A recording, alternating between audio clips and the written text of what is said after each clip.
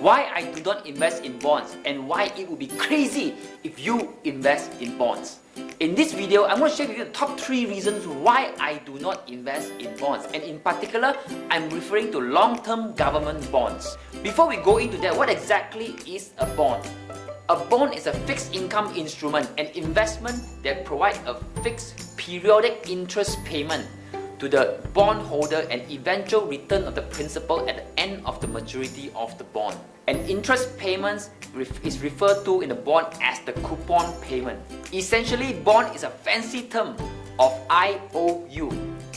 The borrower, who are also known as the issuer, such as governments or corporation who wants to raise funds to finance their day-to-day operation or simply to fund a special project, for example building a highway or a school and so on and so forth. The borrower then issued a bond and promised the bondholder, which is the subscriber, investors, people like you and me, that we are going to receive a certain amount from the bondholders, and that amount that we receive periodically is called a coupon payment. The coupon payments varies depending on the term of the bond. Sometimes it could be a quarterly distribution, it could be a semi-annually distribution, or it could be a yearly distribution.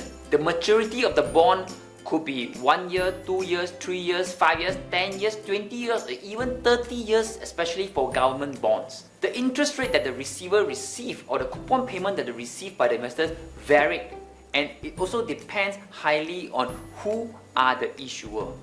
For example, if the bond is issued by a government, which is known as a government bonds, it is often have a lower interest compared to a corporate bonds. This makes sense because the government is deemed as less riskier than the corporations. US being the superpower of the world and being strong and mighty as always, if the bonds are issued by the US government, you will expect the interest rate or the coupon payment to be substantially lower than those that are issued by government from the emerging markets. Corporate bonds usually have a higher interest rate or higher coupon payment compared to a government bonds. But be careful as an investor because bond prices do fluctuate over time, and there are 3 criteria that affect a bond price. They are interest rate, bond rating, and inflation.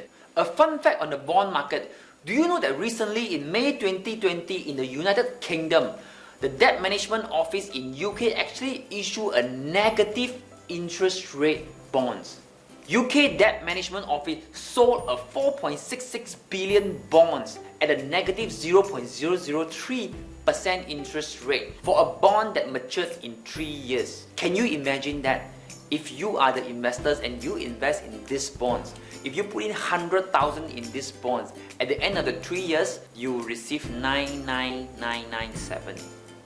Yes, you will receive lesser than what you invested.